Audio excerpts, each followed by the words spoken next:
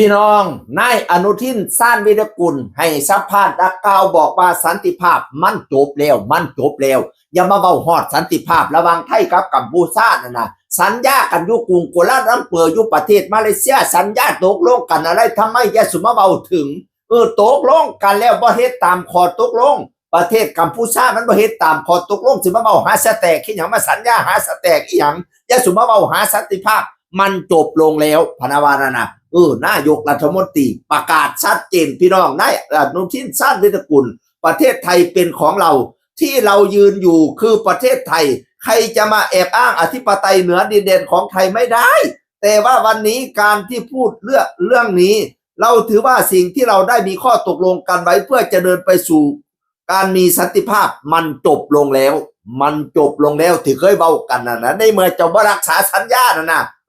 จากนี้ไปรัฐบาลไทยสิดำเนินการในสิ่งที่เราเห็นว่าเป็นประโยชน์สำหรับประเทศไทยเป็นสิ่งที่ประเทศไทยจะทำโดยที่ไม่ต้องไปหาหรือขออนุญาตใครพอนักข่าวถามว่าต้องไปถามผู้นั้นผู้นี้บ่จะมาถาม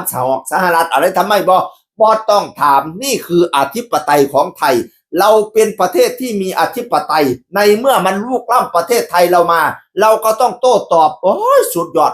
พี่น้องเราบอกว่าเราไปเห็นกับตาตนเองที่ผมมาเพื่อผมอยากดูกับตาตนเองเมื่อเขาถามมาสิได้เว้าได้ว่าผมไปดูแล้วลวดน้ำแหมประเทศไทยขึงลวดน้ำใบแหมมันมาตัดลวดน้ำประเทศอันนั้นน่ะมันตัดลวดน้ำพอแต่ตัดแต่มันก็มาว่างกับระเบิดไปบ้างไปซี่กับมาสั่นเขาว่านั่นน่ะทหารเหยียบไปกับ1 บาทเจ็บ3ตุอันขาขาดไป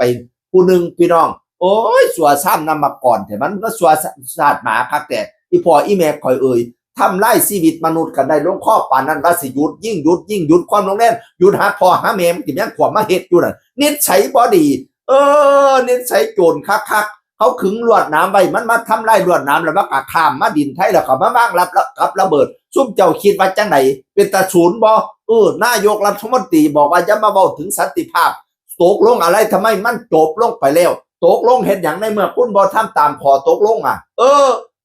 บัดนี้รัฐบาลสิสนับสนุนกองทัพเต็มที่รัฐมนตรีว่าการกระทรวงกลาโหมก็ออกมาว่าสิต้องมีมาตรการจัดการอย่างเต็มที่อย่าให้มันเกิดชะนีอีกพี่น้องน้องอันซุ่มพ่อค้าพ่อขายนะกันอยากให้เข้าใจว่าซั่นว่านั่นน่ะแม่นบ่มีกัมพูชาเฮาปะคักเอาไปขายกับชาติอื่นว่าซั่นว่านั่นน่ะอย่าไปเงินงอหมอแตกมันหลายเด้อซุ่มพ่อค้าพ่อขายก็ได้ผู้ลางคนก็ย่านเศรษฐกิจเจ้าของไปบ่ได้ย่านเจ้าของขายของบ่ดีมันแฮงเว้าได้ตัวคุณหุ้นเส้นน่ะคุณหุ้นเส้นคือเคยมาโพสต์ Facebook ซุ่มเจ้าบ่ได้ยินติมันบอกว่าถึงไทยจะปิดด่านไปถึง500 ปี100 ปี500 ปีเขมรก็อยู่ได้เขมรบ่ได้งึดงอคนไทยปานนั้นดีแล้วคนไทยบ่ต้องเอาของมาขายให้ทุกข่อยสิได้ใช้ของทุกข่อยบ่ต้องไปจำเป็นต้องซื้อของไทยปิดไปโลด500 ปีข้อยก็อยู่ได้พะนะว่านั่นมันเว้าใหญ่คือสิตายนั่นน่ะมันว่าพ่อค้าทั้งคนไทยแม่ค้าทั้งคนไทยต้องง้อไปขายของให้มันอย่าไปง้อมันปานนั้นพี่น้องอย่าให้เขาเว้าว่าให้เฮาปานนั้นไปขายทางอื่นพุ่นซุ่มนักทางธุรกิจทั้งหลายซุ่มพ่อค้าพ่อขายทั้งหลายอย่าสุขเข้าใจว่าผิดด้านเนาะสิอยู่บ่ได้อยู่ได้ไปเลยไปขายทางอื่นเลยตอนนี้เรื่องอธิปไตยเป็นสำคัญอย่าไปง้อมันปานนั้นนั่นละนายกรัฐมนตรีประกาศชัดเจนโอ้ยถูกใจคนไทยเป็นตาได้พี่น้องแม่นบ่าหลายคนบางคนอาจสิบอกว่าเพิ่นเฮ็ดไปเพื่อหาคะแนนเสียงเพื่อการเลือกตั้งในสมัยที่มสิมาถึงนี่สิเฮ็ดเพื่ออะไรทำไมก็ตามสร้างแต่คำตอบแบบนี้ถูกใจคอยหลายจัดการมาเลยจัดการมาโลดพี่น้อง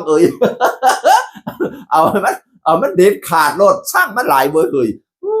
มาว่างกับระเบิดให้เขาเหยียบนี่แหมระเบิดไม่เด็ดพี่น้องนั่นล่ะคอยชูนซ้ำดีละเด้อมีข่าวคืบหน้าขอยสิมาเว้าสู่ฟังใหม่เสียงคนเก่าเว้าสู่ฟังสวัสดีครับ